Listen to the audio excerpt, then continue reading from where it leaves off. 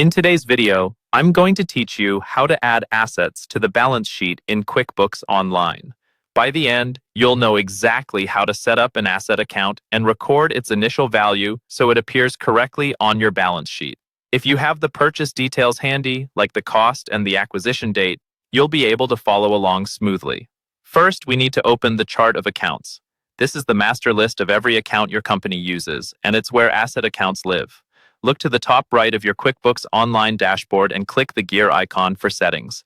Under the Your Company column, select Chart of Accounts. This takes you to the full list of accounts your reports pull from, including the balance sheet. Now let's create the asset account itself. In the top right of the Chart of Accounts page, click New. You'll be prompted to choose an account type.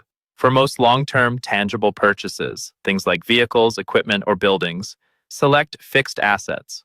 If it's not a fixed asset but still belongs on the balance sheet, such as a security deposit or a long-term non-current asset, choose Other Assets. Next, pick the detail type that most accurately describes the asset. Examples you'll often see include vehicles, furniture, and equipment, or buildings. Choosing the right detail helps categorize the asset properly for reporting and tax purposes. In the name field, enter a clear, specific name, such as company truck or warehouse building.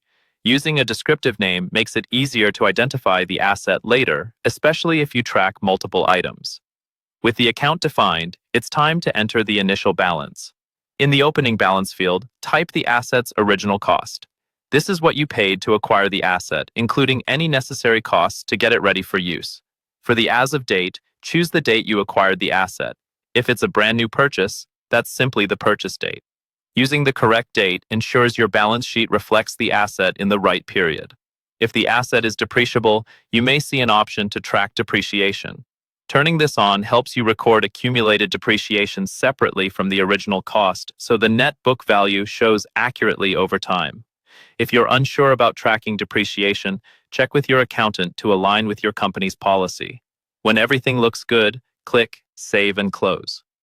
That's it. You've set up the asset so it flows to your balance sheet correctly with the right category, detail, and starting value.